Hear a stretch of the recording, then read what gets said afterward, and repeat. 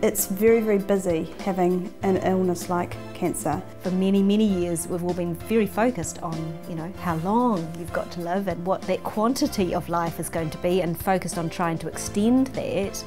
Quality of life's every bit as important, and that's where we fit in. And out of all that busyness and all those meetings, it's nice to go to something that is enjoyable, it's fun, it's meeting other women that know exactly what you're going through. When I come away from the workshops, I feel a lot more positive, and it benefits my family.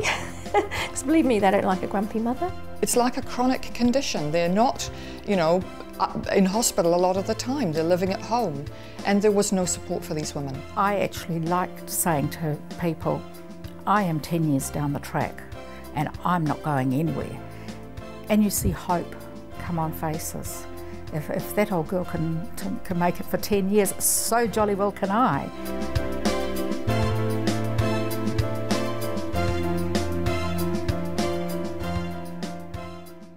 Every year, 2,500 New Zealand women are diagnosed with breast cancer. 15% will develop secondary breast cancer. Louise Perkins was a long-time sufferer of the disease. Louise was probably the loudest and most social of all of us.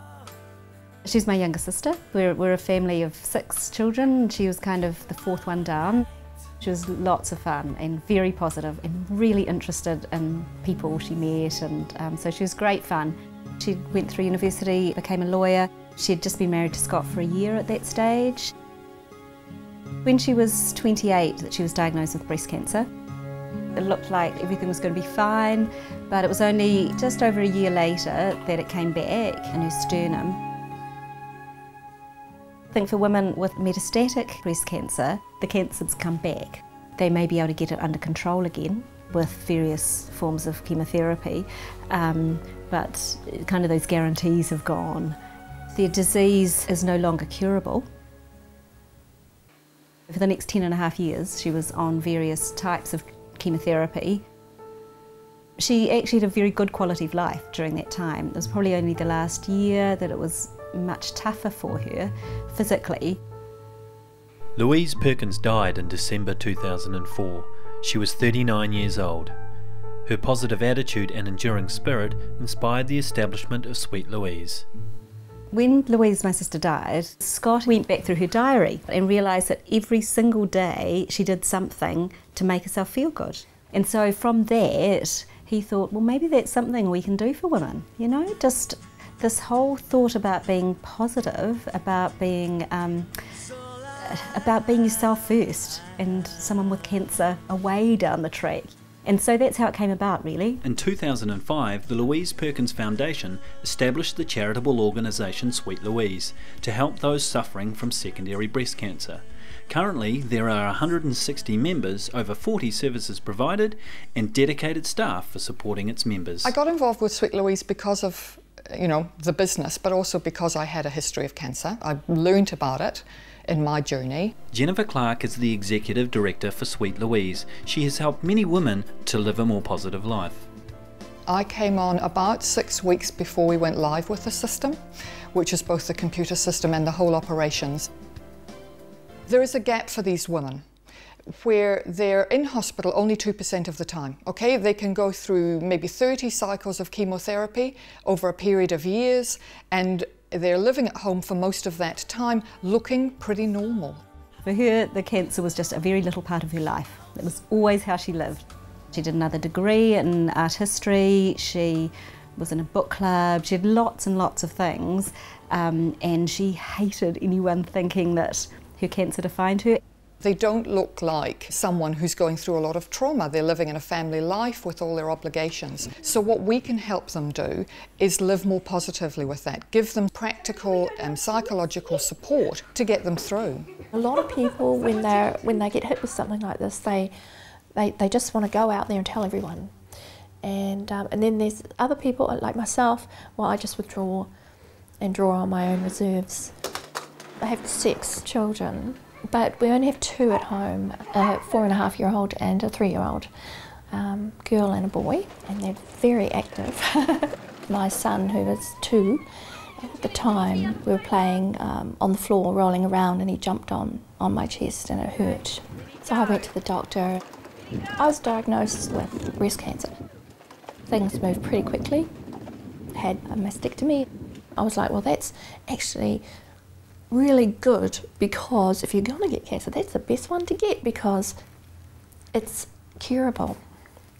And so I just went along my way thinking, that's right, I'm going to do what I need to do, and then I'm going to be cured, and I'm going to get on with my life, and I'm going to live it to the full.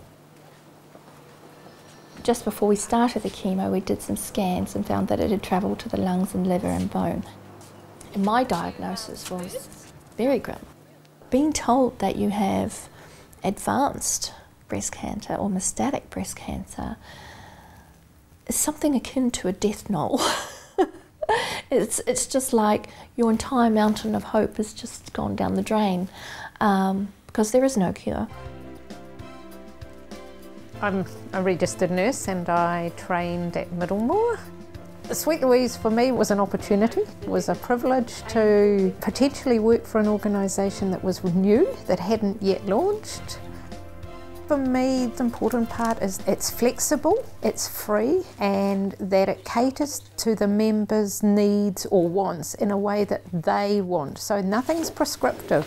This is something that's very therapeutic too, actually. We're looking at doing a workshop for our ladies, with our ladies, to create some kind of a memory box, just a simple one. We have ladies who are members, and we call them members because they don't need to be patients. You know, these are you and I at home. They just happen to be living with breast cancer. I was 34 when I got diagnosed, and I actually had a tumour in both breasts and had to have a bilateral mastectomy. And from that I had to go through chemotherapy and radiation treatment. And I think it was during radiation time I heard about Sweet Louise, and they discovered that I actually had metastases in my bones.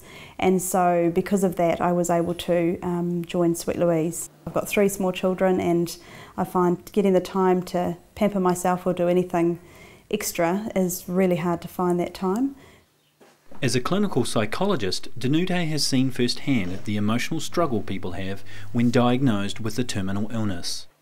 I think that the people that I've seen have got through the first stage of having the diagnosis, but they have found that it's become increasingly more difficult to cope.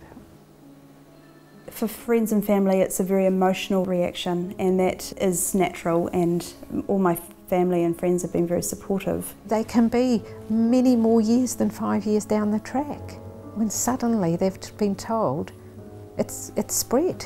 When you're diagnosed and actually told, no one gives you an instruction book as to how this thing works. You walk out into the world and you're just like, what do I do with this? What do I do with this? I have no idea how to react to this. I don't know how to talk about this. And you're in this void of being alone.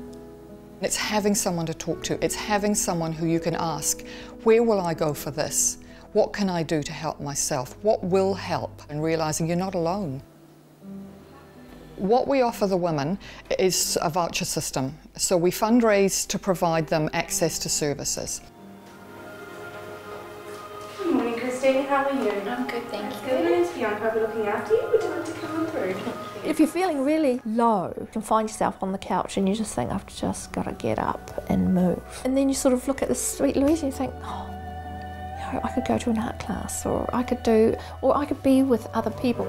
So Christine, we're just going to be in the greeting room today. Right. So what I'll get you to do is, when I leave the room, I'll get you to place on the gown and start getting relaxed for me, and I'll be back in a moment. Wonderful, thank you. Thank you. Yesterday I went and had a facial at Isis spa and had a lovely time. The face is still beyond redemption, but at least you come out, you feel so good and so relaxed and pampered. It's not going to cure your cancer, but it makes life really worth living. That is a challenge all the time, is to find the positives in where you're at right now. I don't know any woman who doesn't like a massage, but when you're not well, it's just fantastic. Women get so many vouchers every 6 months, and we made it every 6 months so that people would use them. They wouldn't think, oh, wait till I'm sicker. Do things while you're feeling good. Hi, Chris. Hi, Wilma. I thought it'd be good to catch up here after your facial. Yes, no, that's lovely. Thank you. So how was your facial? It was really lovely, really relaxing, and real treat. Oh, good. We've got support coordinators who can look after them, who are on the end of the telephone, who can say, yep, that's fine, this is where you need to go for this help. Hello, Sweet Louise, Cinda speaking. Can I help you? I was a baby intensive care nurse for 20 years, and when we first came to New Zealand, I decided that I wanted a change in career. My father had had cancer and he was looked after by the hospice, and I can remember thinking what an amazing job they did. So I wanted to go into hospice work. Coming and talking to a professional, to say someone at Sweet Louise or myself, gives them a neutral space where they can actually kind of lay out on the table all the things that they're thinking and feeling. It's not until you ask for help and actually go to the likes of, you know, Sweet Louise and the Cancer Society and hospice and all those different organisations that you start to feel like, yes, you've got this disease, but you're feeling perfectly normal. The feelings you have are perfectly normal. And yes, you can feel like you're starting to lose it, but that again is perfectly normal.